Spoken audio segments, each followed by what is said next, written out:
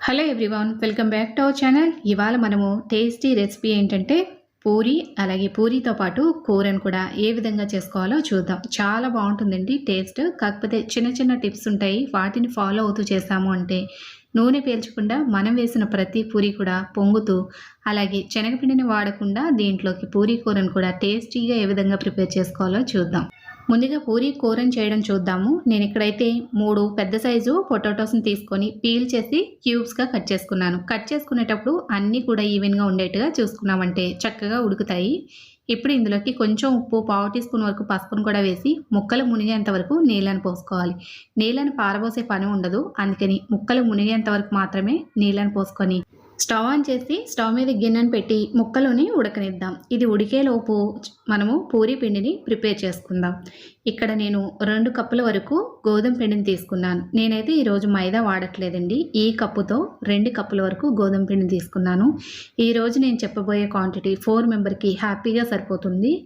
ఇందులోకి 2 table spoon వరకు బొంబాయి రవ్వను వేసుకోండి. అలాగే ఒక 1/2 టీ స్పూన్ వరకు పంచదారను కూడా వేసుకోండి. పంచదార వేసుకోవడం వల్ల మంచి కలర్ వస్తుంది. అలాగే ఇందులోకి 1 టీ స్పూన్ వరకు నూనెను వేసుకోండి. నూనె వేసుకోవడం వల్ల పూరి అనేది మనం వేయించేటప్పుడు నూనె ఎక్కువ పీల్చకుండా, అలాగే కొంచెం క్రిస్పీగా రావడానికి కూడా ఉపయోగపడుతుంది.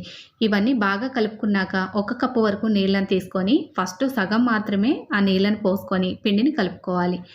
మరలా ఒకసారి మిగతా సగం వాటర్ కూడా ఇందులోకి పోసుకొని కలుపుకోవాలి. నేను ఈ పూరీ పిండి మొత్తం కలపడానికి 1/4 కప్పు నీళ్ళని వాడానన్నమాట. నీళ్ళని కూడా కరెక్ట్గా మనం మెజర్ చేసి వేసుకోగలిగాము అంటే పూరీ పిండి మరీ జారుడుగా కాకుండా, అలానే మరీ గట్టిగా కాకుండా పర్ఫెక్ట్గా వస్తుందన్నమాట. చూసారు కదా, 1/4 నీళ్లు పోసి కలుపుతూ ఉంటే కొద్దిసేపటికి ఈ విధంగా సాఫ్ట్గా డో అనేది ప్రిపేర్ అవుతుంది. పూరీ పిండిని ఎప్పుడు కూడా మరీ పలచగా కలిపామంటే నూనె ఎక్కువ పీల్చేస్తుంది. ఇప్పుడు మూత పెట్టి ఈ పూరీ పిండిని ఒక అరగంట పాటు నాననిద్దాం. పూరీ పిండి నానేలోపు మనం ముందుగా పొటాటోస్ని కట్ చేసి స్టవ్ మీద పెట్టున్నాం కదా, ఇప్పుడు చూసినట్టయితే చక్కగా ఉడికిపోయి ఉంటాయి. ఇవి ఉడకడానికి ఎగ్జాక్ట్గా నాకైతే 10 మినిట్స్ పట్టిందండి. లో టు మీడియం ఫ్లేమ్ మీద 10 మినిట్స్ వరకు ఉడకనిచ్చాను. ఇప్పుడు స్టవ్ ఆన్ చేసి ప్యాన్ పెట్టి దాంట్లో 2 టీ స్పూన్ల వరకు ఆయిల్ వేశాక, ఆయిల్ వేడిగా అయిన తర్వాత ఒక 1/2 టీ స్పూన్ వరకు ఆవాలు, 1/2 టీ స్పూన్ వరకు మినపప్పు, 1/2 టీ స్పూన్ వరకు పచ్చెనగపప్పును కూడా వేసి స్టవ్ని లో ఫ్లేమ్లోనే పెట్టుకొని ఈ పోపులన్నీ కూడా ఎర్రగా అయ్యేంత వరకు వేయించుకోవాలి. అలాగే ఒక 4-5 జీడిపప్పులను కూడా వేసి ఒకసారి వేయించుకున్నాక ఒక్క మీడియం సైజు ఆనియన్ని పొడవుగా చీలికలుగా చేసుకొని వేసుకోవాలి. అలాగే 2-3 పచ్చిమిరపకాయలని సన్నగా తరుక్కొని వేసుకోవాలి. 1 ఇంచు అల్లాన్ని బాగా సన్నగా చాప్ చేసుకొని వేసుకోవాలి. ఇందులో వేరే కారం ఏం వేయమండి, పచ్చిమిరపకాయల నుంచే కారం వస్తుంది, అందుకని మన టేస్ట్కి తగ్గట్టుగా పచ్చిమిరపకాయలని వేసుకోవచ్చు. అలాగే రుచికి సరిపడా ఉప్పును కూడా వేసుకోవాలి. ఉప్పు మనము పూరీ పిండిలో వేసాము, అలాగే పొటాటోస్ ఉడకపెట్టేటప్పుడు కూడా వేసాం కదా, రెండింటిని బ్యాలెన్స్ చేసుకుంటూ ఇప్పుడు ఉప్పును వేసుకోవాలి. ఉప్పు వేసి ఒక్కసారి కలుపుకున్న తర్వాత మీ దగ్గర ఉన్నట్టయితే ఫ్రెష్ బఠానీ వేసుకోండి, లేనట్టయితే నేను ఫ్రోజన్ బఠానీ వాడాను. ఫ్రోజన్ బఠానీని కూడా హ్యాపీగా వాడుకోవచ్చు.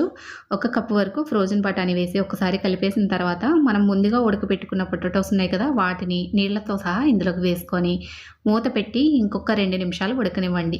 ఎందుకంటే మనము పొటాటోస్ ఉడకపెట్టేటప్పుడు కొంచెం పలుకుండగా దించాం కదా, ఇప్పుడు పోపులో ఈ పొటాటోస్ అన్నీ వేసి మూత పెట్టి మళ్ళీ ఇంకొక 2 నిమిషాలు ఉడకపెట్టాము అంటే పర్ఫెక్ట్గా ఉడికిపోతాయి.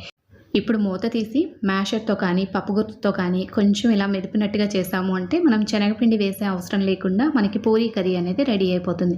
చివరిగా కొంచెం కొత్తిమీరని కూడా చల్లి స్టవ్ ఆఫ్ చేసేసుకుంటే కర్రీ అనేది రెడీ అయిపోయిందండి. చాలా బాగుంటుంది కర్రీ. శనగపిండి అవసరం లేదు అనుకున్నప్పుడు ఈ కర్రీని ట్రై చేయండి, చాలా బాగుంటుంది. ఇంకిప్పుడు మనం ముందుగా నానబెట్టుకున్న పూరీ పిండి ఉంది కదా, ఒక్కసారి మరలా బాగా కలుపుకోవాలి పిండిని. పిండి కన్సిస్టెన్సీ చూసారు కదా ఎంత గట్టిగా ఉందో. మరి మెత్తగా లూజ్గా పిండిని కలిపితే నూనె అనేది ఎక్కువ పీల్చేస్తుంది. ఇంకిప్పుడు మనకి కావాల్సిన సైజులో చిన్న చిన్న బాల్స్ని ప్రిపేర్ చేసుకొని తర్వాత మనం పూరీని రోల్ చేసుకోవడమే.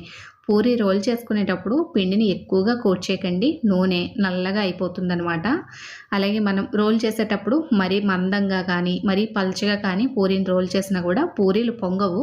మరీ పల్చగా చేసినట్టయితే అప్పడాలాగా వస్తాయి. మరి మందంగా చేసాము అంటే పూరీ పైనంతా మాడుతుంది, లోపల మాత్రం ఉడకదు. అలాగే పూరీ కూడా పొంగదనమాట. పూరీని అయితే చూసారు కదా, ఏ విధంగా ఉండాలి అంటే ఇంత థిక్నెస్ అనేది ఉండాలి. అప్పుడే మనకి పూరి అనేది పర్ఫెక్ట్‌గా వస్తుంది. అలాగే ఇప్పుడు స్టవ్ ఆన్ చేసి డీప్ ఫ్రైకి ఆయిల్ పెట్టి ఆయిల్ బాగా వేడిగా అయ్యాక పూరీలను వేసుకోవడమే. పూరీలు ఏమాత్రం నూనె చల్లగా ఉన్నప్పుడు వేసాము అంటే నూనె అనేది ఎక్కువ పీల్చేస్తాయండి.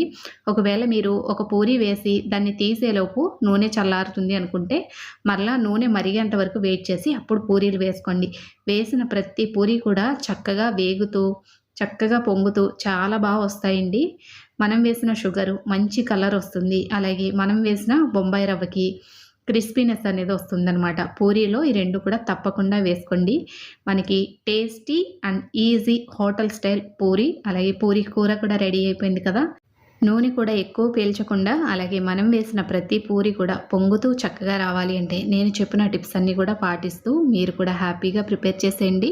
అదండి ఇవాల్టికి రెసిపీ మీ అందరికీ నచ్చిందని అనుకుంటాను. నచ్చినట్టయితే లైక్ చేయండి. కొత్తవారైతే కనుక ఛానల్ సబ్స్క్రైబ్ చేసుకోండి. మరొక మంచి రెసిపీతో మరలా కలుస్తాము. వీడియో చివరి వరకు చూసారు కదా, నచ్చితే లైక్ చేయండి. Thanks for watching.